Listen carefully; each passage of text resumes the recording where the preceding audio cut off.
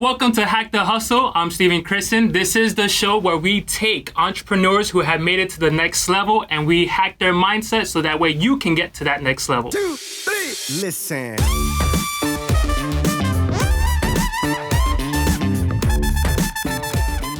Today I have a special guest. His name is Chris Patterson. He's the CEO of Interchanges.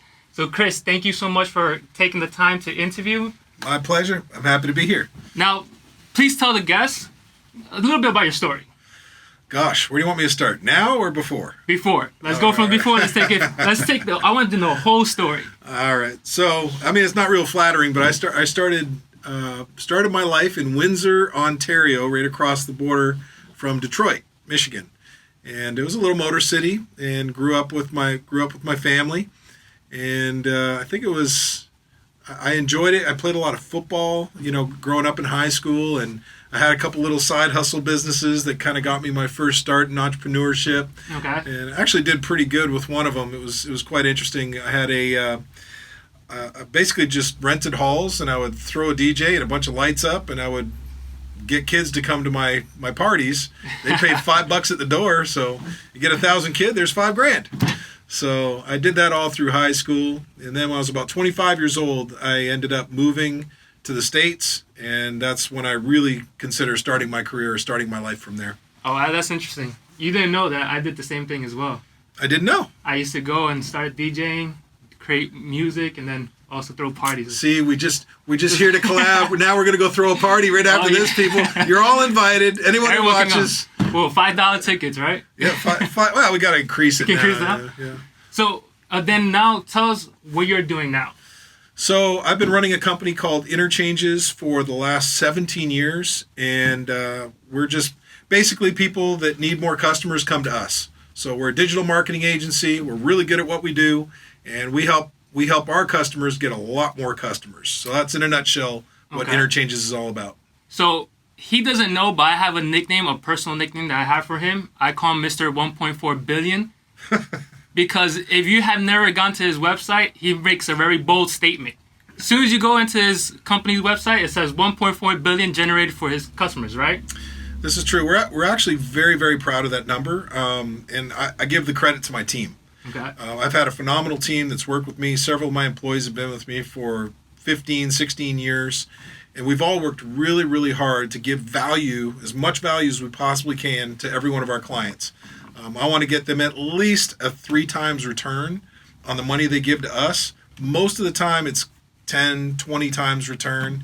But yeah, we've generated $1.4 billion for our customers. We've been keeping track for the last 17 years, and we're very proud of that. We love that we were able to make a difference for them. So you mentioned in your team. I wanted to talk more about that, but let's go back to the beginning of when you first started the business. So if anyone's out there, right, young entrepreneurs who are trying to start their business, is there any advice that you will give them to really set the standards so that way they don't make the same mistakes over and over again? I got a couple bits of advice that I actually did take myself when I started. So I started out of my wife's dining room. The reason I know it was my wife's dining room, by the way, is because she kept saying, "You got to get the heck out of my dining room." So eventually I did. It took me a few months. But a couple things that I did is, number one is I made a commitment. I said, there is no plan B. I'm not going to go backwards. There's nothing else that I want to do in my life.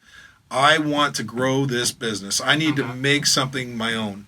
The second thing I did, and especially in a startup phase, is, when you're a little bit more mature, you can kind of pick and choose your customers and be a little bit more picky, so to speak. But when I first started, I realized I have to take everything. Mm-hmm. So kind of like a shark, I bit off more than I could chew, and then I chewed like crazy. And I would recommend anybody starting a business, commit fully to what you're doing, and then chew like crazy. So what is one of the obstacles that you had to encounter when you first started building your business? Gosh, we had hundreds of obstacles. It wasn't like one. I'm trying to think I think one of the ones that was probably most surprising to me, that it took me a while to get over, is that integrity and ethics and character they're few and far between. It's really hard to find companies nowadays that really have a set of values that they follow. Mm-hmm. So I was always surprised when somebody would cancel a contract in the middle of it, or they would just not do what they said they were going to do, or they just stop paying for no reason.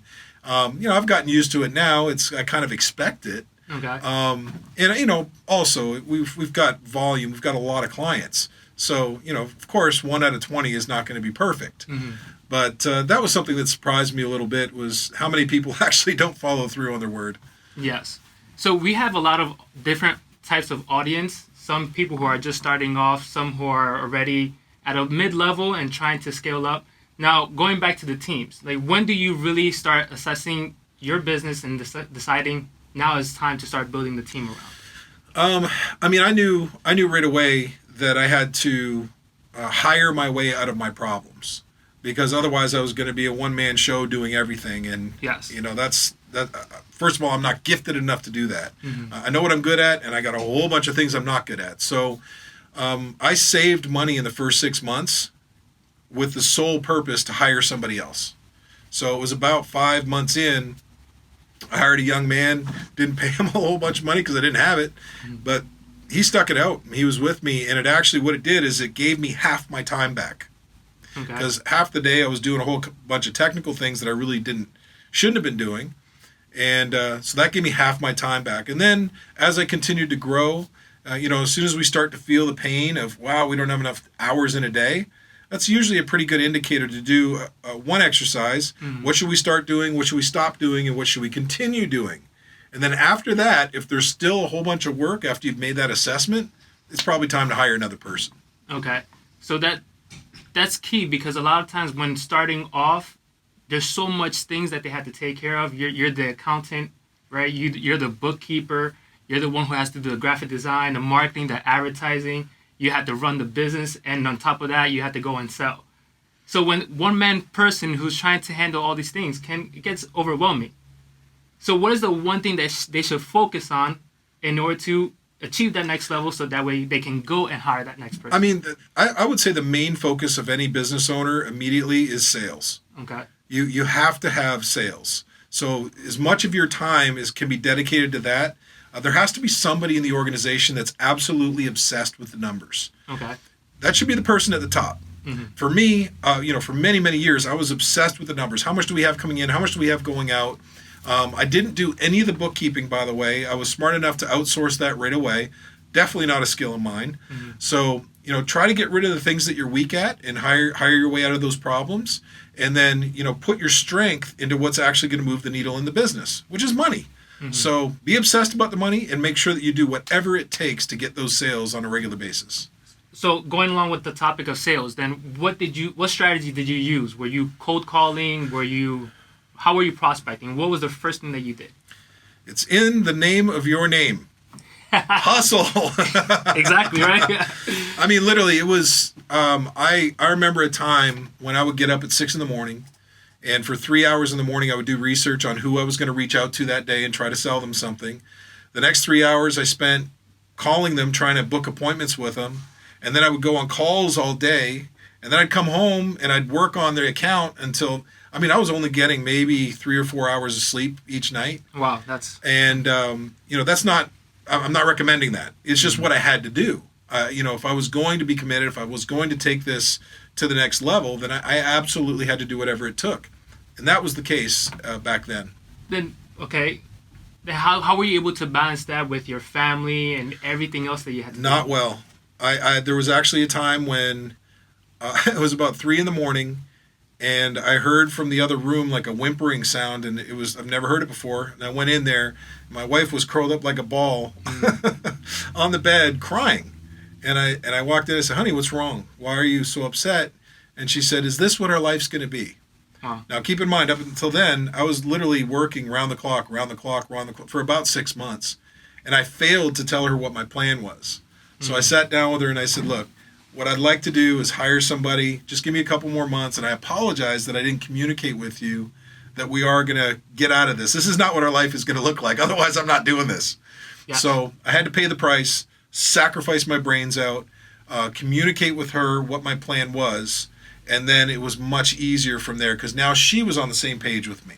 But in the beginning, I didn't do a very good job of balancing or communicating. Well, I'm glad you shared that story because I'm pretty sure a lot of the audience will feel the same way. They want to provide for their family. They want to spend time with their children. They want to do other things, but they're also trying to build their brand. They're trying to build their business. So how did you stay motivated? How did you, I know you had to build around yourself and have a strong mental attitude. Yeah. But how did you surround yourself to stay motivated and constantly, get to the level that you're at now? It's interesting. I heard a quote back a long time ago that you're motivated by one of two things, either inspiration or desperation. And back when I was doing this, I was both. I was inspired not to be desperate anymore, So I think the pain of not having any money, the pain of not having a plan B, the pain of putting in all those extra hours in hopes that I would get a reward, for me, it was absolutely the necessary steps that I had to take. So I don't know how motivated I was as much as I was pushing myself to get to a place. But I'm a big motivational guy. I teach motivation. I coach people. I help in all those kinds of regards. And I do believe my favorite motivator of all time is a gentleman named Zig Ziglar. And he likes to say, motivation doesn't last, but neither does bathing. That's why we recommend it daily. Yeah, of course. Exactly. So like he had taught, I did listen to positive, uplifting information, or I would read books that were positive and uplifting. If there was any negativity at all during that period of time, I didn't want to read it. I didn't want to read on history or biographies or anything like that. I was filling my mind with the very best, most positive, inspiring information that I could, so that I could get myself to the next level. Now, a lot of gurus and motivational speakers, they speak a lot about having a daily routine, a process to get your day going. Do you do anything like that to really get your day motivated? And like you said, because you need motivation daily.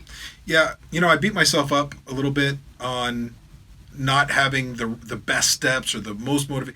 The truth is, I think I'm a very disciplined person. Okay. I just don't give myself credit because I always think I could be doing better, right? And that's the signal of motivated people. They always feel like they could be doing better, right? Yes. But for me, one of the things that I like to do is spend time in the morning just kind of waking up slowly, grab a coffee. I hang out with my dog. By the way, if you guys want to see a cool dog, I got a bull mastiff. He's 174 pounds. Dog is huge. Check him out on @Patterson Daily. He's a beast.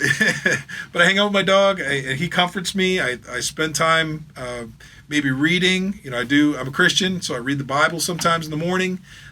Drink that coffee. And then on the way into work, I've got a 30-minute drive, which I don't hate. I actually enjoy it because I turn on what I call Automobile University. So, on the way in, I'm listening to different people teaching. I'm listening to a book by Meg Meeker right now, another one by Gary Vaynerchuk. All my audio book is filled with all kinds of different people to listen to. But it's a really nice time to make sure that I'm getting my mind right before I hit the office. Okay. And then, once I get there, I make sure that I establish my priorities for the day. Usually that's a matter of just looking over my calendar of what I have to do. If I don't have enough on my calendar, then I'm starting to write in what are the top 5 things I can do today to make tomorrow better. Awesome. That's awesome advice. You've been making some big moves, right? I've been following you. You've been interviewing a lot of high-level big players. Talk about that experience. Who have you interviewed, and what was your feeling behind that? So I'll tell you how it started. Couple of people that I've really become fond of and become friends with. A gentleman named Billy Jean. Billy Jean is marketing. If you don't if you don't know who he is, all you gotta do is look him up. And the guy is everywhere. He's everywhere, and he's dynamic. Different costumes. He's fun. He does all kinds of crazy videos and stuff. So Billy Jean's become a friend of mine, and he's helped me with. He said, Chris, you're irrelevant. You're a nobody. And I'm like, how dare you? What? And he's like, seriously, if you don't have content, people don't know who you are. Mm-hmm.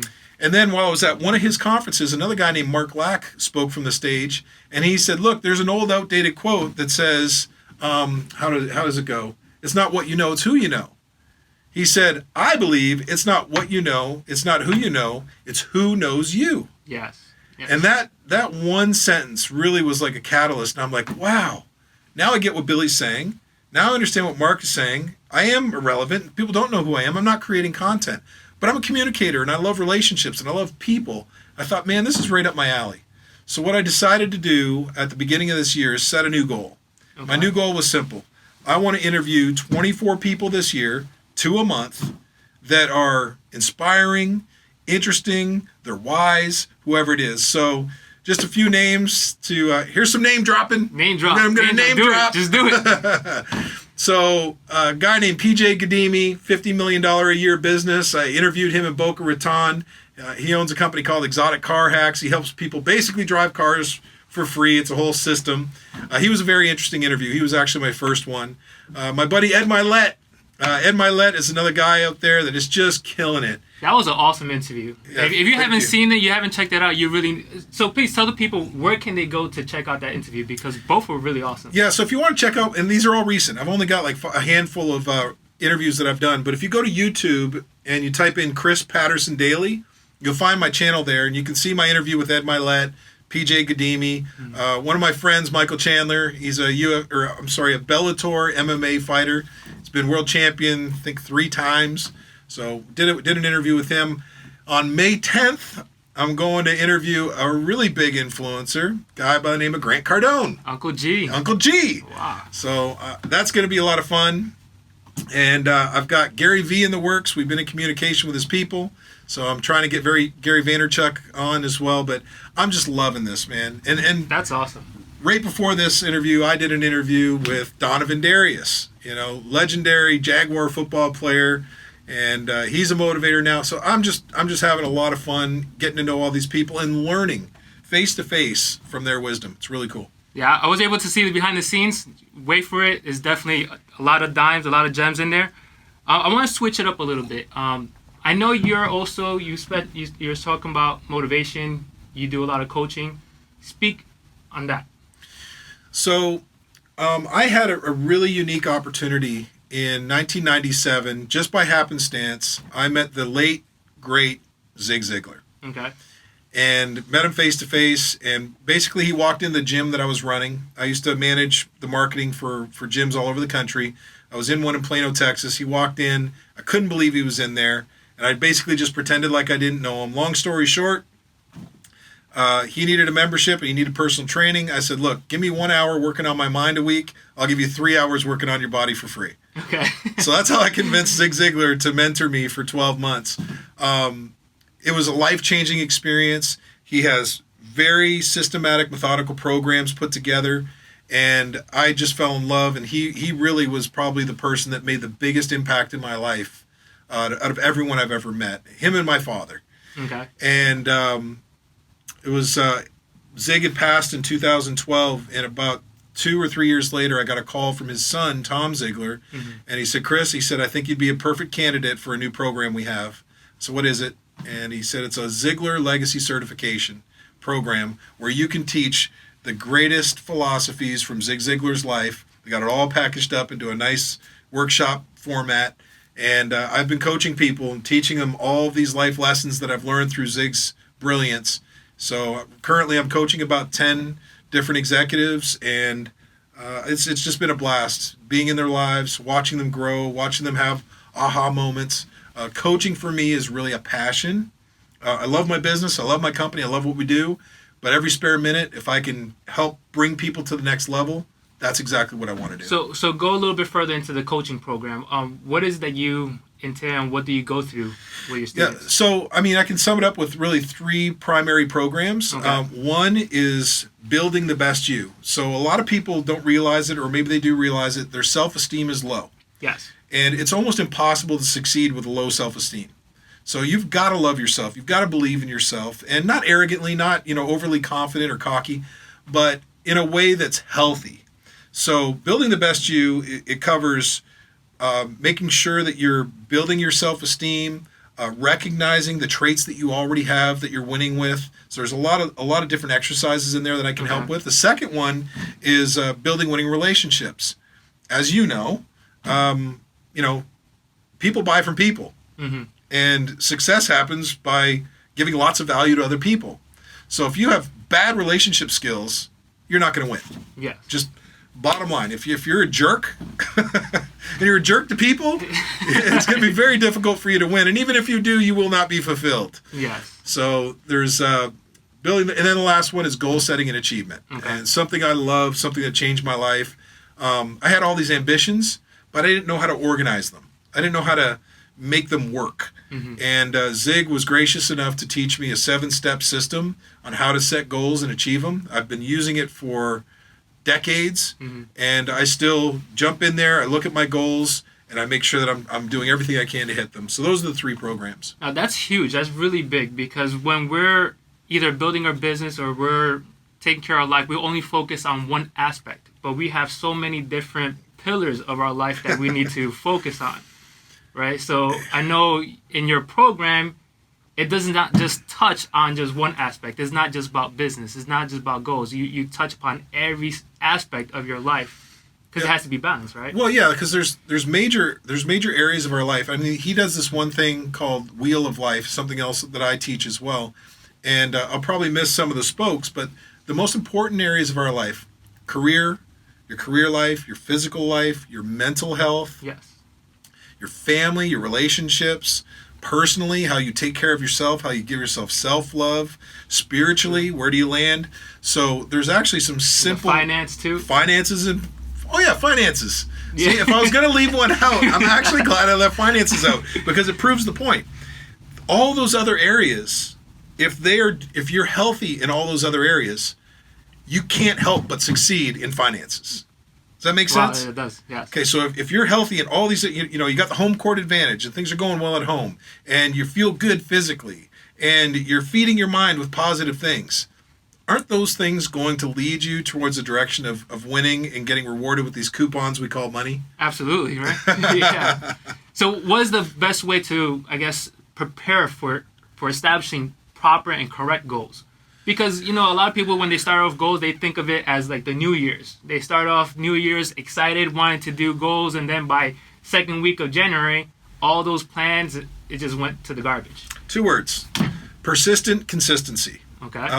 Setting up goals is actually a bit of a challenge because it takes a lot of time. And most people are not disciplined. They'll spend 10 hours in 2 days watching TV, but they won't spend 10 hours in 2 days creating their plan. So first thing is, look, let's have some discipline.